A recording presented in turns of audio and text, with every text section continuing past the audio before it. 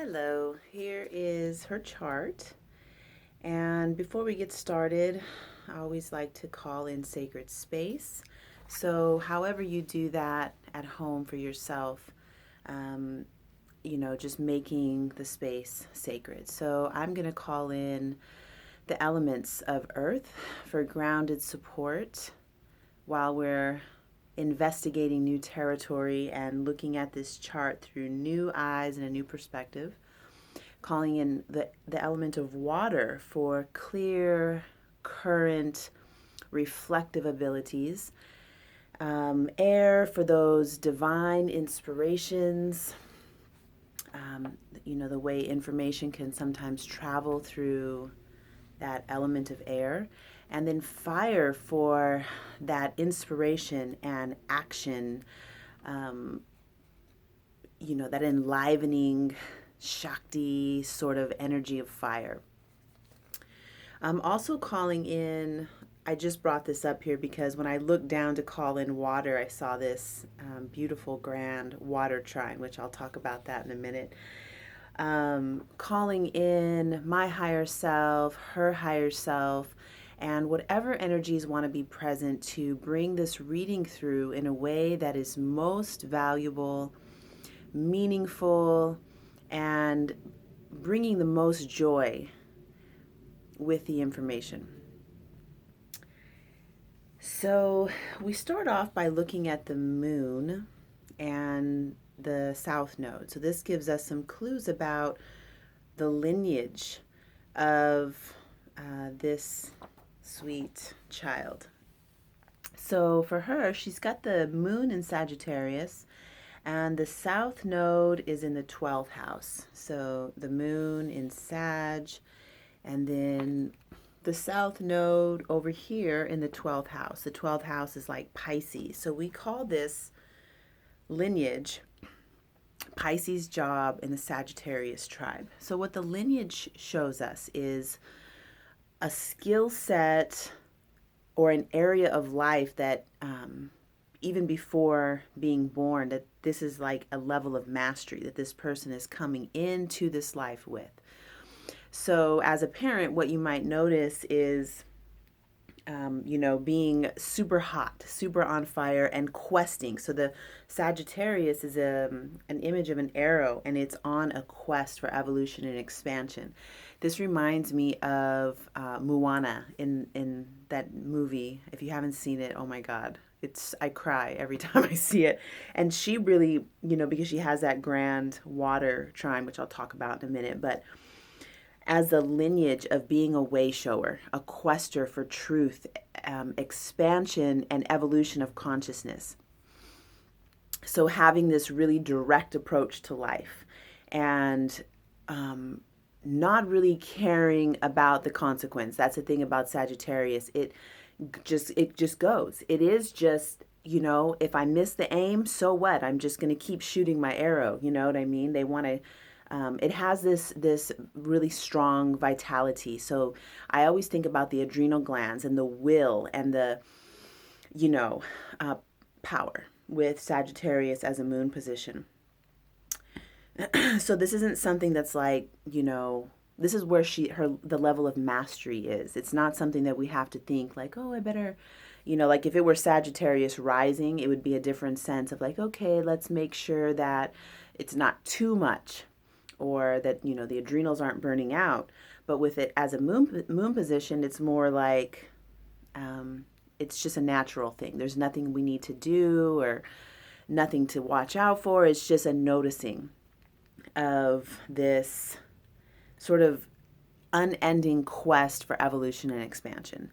And also being the way shower, being the one who can trailblaze. So I don't know, when you guys go off hiking and camping, or I can just see her being somebody who's like knows where to go and she wants to go and she's going that direction.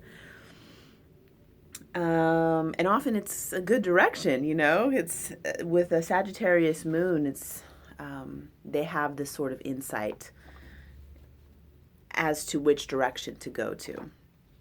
And then with the Pisces job, so the south node giving us a clue, I call this an evolutionary axis. South node and the north node, it's like where I've already been, what I've already mastered. And then over here is like, where am I going and what am I learning about? Sort of like a destiny point. So on the lineage with the Pisces job in the Sagittarius tribe, it is, if you imagine the tribe of Sagittarius, who are the way showers, they are the ones who are on a quest and, scouting new territory, new land. So imagine that group, call it a tribe. And then within that tribe, her specialty is that of unconditional love, universal love and compassion. So she would, and this is just archetype speak, like mythologically looking at symbolism, sort of not literal. Her specialty is that of having empathy, being psychic, having this ability to, that sort of plasma that holds everything together in the universe. That's sort of the Pisces energy, where it's tapped in and tuned in to the vibration of everything. And then being able to, through love. So it's like a service to humanity through love. So that's the lineage. Then from the lineage, we go into the new school. The new school is the area of learning. It's like the learning curve, or things that she's here learning about. We look at the rising sign and then again the north node. So over here, the north node is in the 6th house and the rising sign's in Taurus. So the new school is where we make the most mistakes, and some people call this a life purpose or a destiny point, something that we're growing into. The rising sign we're rising into. The north node, it's, the I really do see it like evolution. So what I am here, where I'm going, the direction I'm going toward. So Taurus, let's talk about Taurus as a rising sign first. So the rising sign is where we make our most mistakes. And my teacher calls them the honest mistakes, because it's like when a baby learns how to walk, they're going to trip. When they're learning how to talk, they're going to drool and stutter, because it's just what happens with that learning. So with Taurus rising, what happens with this learning is, either I see everything in poles as a polarity. So with Taurus, it can be too much or too little. As Taurus wants to experience pleasure. Taurus wants to be in healthy receivership. So being able to receive beauty, pleasure, abundance, all of the earthly delights. So it can be, receiving too much, where I have Taurus rising also. So it can be like, eating too much, drinking too much of any of the physical stimulus, some sensation to the physical body, too much or too little. So the other end, of course, is like not being able to receive. So it's a fine balance of, the learning edge is on, I don't want to say what's enough and what's too much. It's just like knowing your own space and what's going to feel good and what brings the maximum amount of pleasure to the individual, because it's not defined anywhere. It's like that's what she's here to learn about, the definition and the boundary around it for herself. Taurus rising. So this I like to think of, if you sign up, say that, just sort of looking at it this way, like she signed up for some education, some learning, a cosmic university, and she signed up for the University of Taurus. So you can look at that school as like, they are getting massages, they are eating decadent, fine, handcrafted foods and beverages, and it is sort of like a consumer in a way. They are open to receiving. So they're learning the balance of, you know, my teacher gives it like this: if 2 glasses of wine give the person a headache, but 1 glass of wine feels really good, the Taurus rising is learning how to just have 1 glass of wine. Then with the specialty, she's got that the North Node in the 6th house. So we call this the Virgo job within the Taurus tribe. So it's an interesting place because Taurus is learning how to receive. And then Virgo is actually in service to spirit through detail, through dedication to sacred work. It's kind of a, I don't know, they kind of, I don't want to say they don't go together, but they kind of are contrasting, learning how to be in receivership. So let's say that there's this university and people are relaxing, they're learning how to be in their body, learning how to experience pleasure. And then her specialty is sort of like focusing on the details. And this is the priestess, the priest and the priestess. The sacred work is, that's the Virgo job. So, I like to see the way it looks to me or the way I feel it or imagine it, but it's, it's really up to the person to, find a working definition for themselves. I created this workbook called Creating Your Own Mythology. So what I experience when I'm going through the chart, I think it's so beautiful and it's such a magical unfolding that I think it'd be cool if people could go through it and look at the material and relate to it themselves in this sort of way. So just a disclaimer, because whatever comes through me is just my interpretation of this beautiful chart. So anyhow, the way I see this Virgo job and the Taurus tribe is sort of like that. If you look at that group of Taurus, and then the specialty would be sort of the priestess, who is concerned with the sacred work. And I see it sort of like writing, like keeping track, keeping the time, paying attention to the patterns and rhythms of nature and the cycles of whatever's happening within that Taurus group. So let's leave that now, and let's look at this grand trine. So the grand trines, anytime there is a so let's first talk about this trine. This gives an easy flow of energy between two things. So anytime there's 3 of them that go together and make this perfect triangle, it's considered to be a special gift of a particular element. So for her, she's got Chiron's over here in Pisces. A lot of people who read astrology don't consider Chiron, but I totally do. I use Chiron as the alchemist, who is sort of that place in us that digests the medicine from those experiences in life, like loss, betrayal, abandonment, fear, all these things that people sometimes refer to as wounds. And a lot of people call Chiron the wounded healer, but I call Chiron the alchemist. So I definitely use this.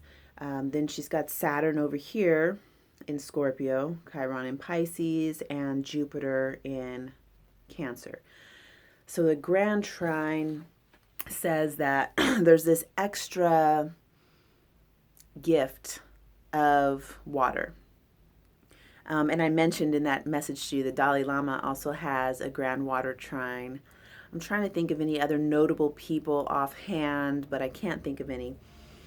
My friend Corinne's daughter has a grand water trine. I don't know if you know Corinne, but your 2 daughters are about the same age. And I also have a grand water trine.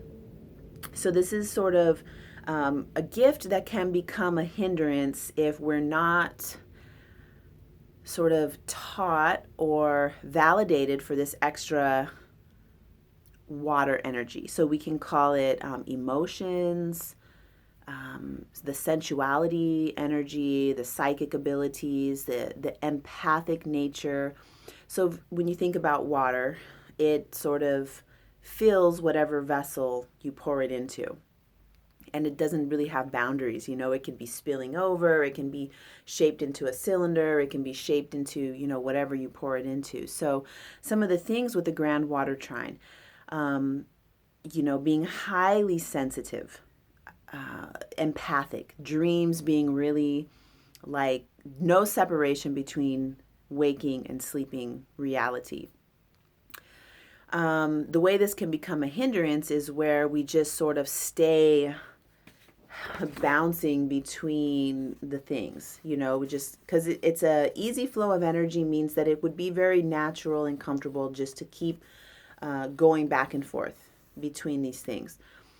The other thing I always mention with the trines is like it's a special gift, but if you have the gift locked away in a closet, which I'm like 99% certain she doesn't because she's so young and hasn't been taught that this is wrong or bad or anything like that. You have it locked away in a closet. It's just energy that's not being utilized.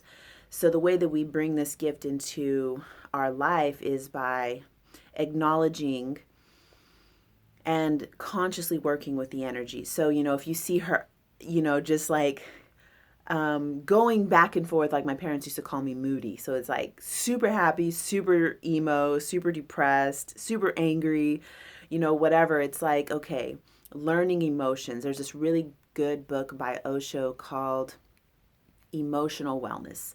And I haven't read the book front to cover, but every time I just open a page, I'm like, oh my God, that's so good. This is the realm of emotionality and energy in motion. So, noticing that movement within the body, being perceptive to it out in the world, and really learning how to work with that energy. So usually I go into like feminine, masculine, and contribution to the world and all this other stuff. I'm going to not do that. I want to mention the thing that resonated mostly because what I saw in your post today, and I was like, oh, I'm so curious about her, and spending a little bit of time with her the other day.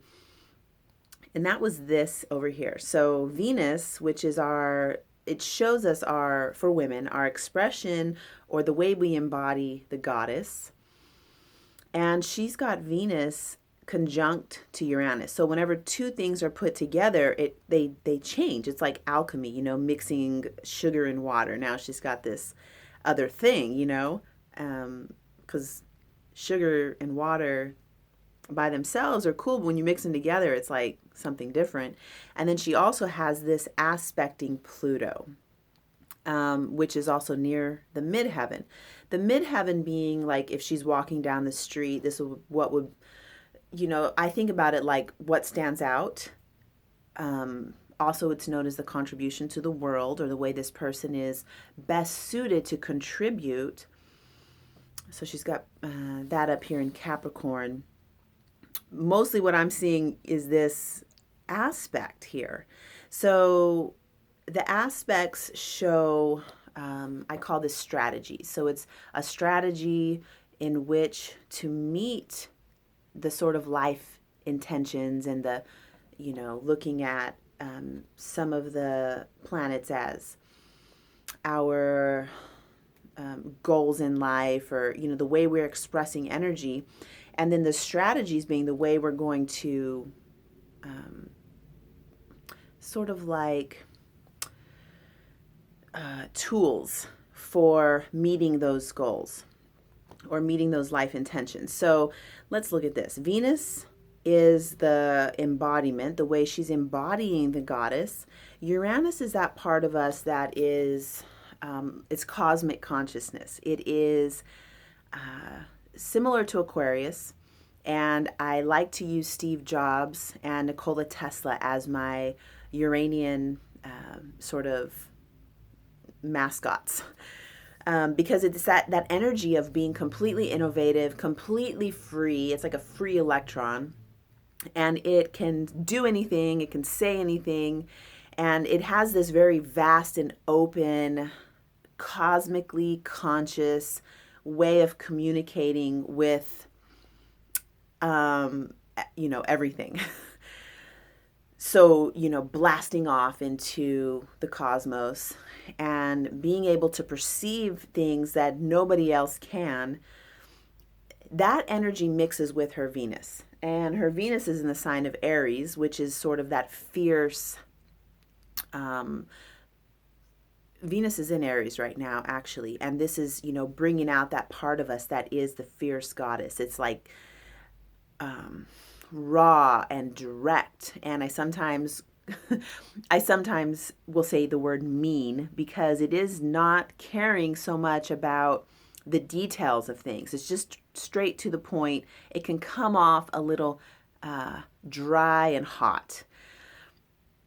So when you combine that energy with Uranus, it gives us this sense of being almost like untouchable in a way, and just very fierce and cosmic, combining those energies together. And then with the square to Pluto, it gives it that sense of mystery. And Pluto represents the underworld, or it's like Shiva or Kali or the Pele, the Hawaiian volcano goddess Pele. Has to do with reabsorption. So we have creation, stasis, and reabsorption. Or in way old Vedic textbook language, it would say creation, preservation, and destruction. But it's sort of being reworded and reworked into creation, stasis, and reabsorption. So Pluto has to do with that reabsorption state where we can call it death and rebirth, transformation. So with Venus and Uranus square to Pluto, it gives the thing that I notice about her is this sort of cosmic and fierce femininity with a touch of underworld, with a touch of this darkness. I love it. I just love it. I think it's so neat and powerful. I mean, extremely powerful. Like, I have so much sort of compassion for you and for her with this, and not like, oh, I feel sorry for you compassion. It's like I feel it. I really can feel that. And it's awesome. It's like this is a little girl you send to school and you don't worry about her. You're sort of, I hope everyone else is okay. you know? So yeah. Then there's just so much here. I wanted to just do a little brief sort of look at her chart. So I'll go ahead and stop there. And of course, if you have any questions about what I covered, or if you want to just get together and look at the chart and talk about things or ask questions, feel free. I would love to do that. One more thing I will mention here is that all the red lines indicate she has a really complex chart, which is I wish I had my chart handy because I have a really complex chart too, meaning that there's just a lot going on, like every corner is touched except for, and there's one house that doesn't have something in it. Well, this house doesn't have something in it. So two houses that are empty, but everything else is touched. And it's not like a sort of comparison thing, but let me just show, there's another chart here that this is more typical. Usually it'll be kind of grouped into an area or something like that. I have Yogananda's chart right here, Swami Yogananda. He's got a similar thing as your daughter, where it's like everything is, there's something everywhere, which it's not like anything is good or bad. It's just giving a sort of sense of this person has a lot. There's going to be a lot of things, very diverse. And all the red lines, we call these, it's a square, so a 90-degree angle. These represent something that is a challenge. All the red lines and also oppositions and conjunctions. So anytime there's two things together or something in opposition or at a 90-degree angle, these are called, in traditional astrology, it's called a hard angle. And my school calls it a dynamic angle because this is showing where there needs to be alchemy. There's going to be a friction. It's like there's friction between two things, and then the third thing is born from that. So she has a lot of that on her chart. And thank you so much for letting me read this. I'm going to keep it. I get rid of them after, but I'm going to hold on to it just in case you want to ask any questions or look at it or anything like that. So thank you again. I look forward to connecting with you soon.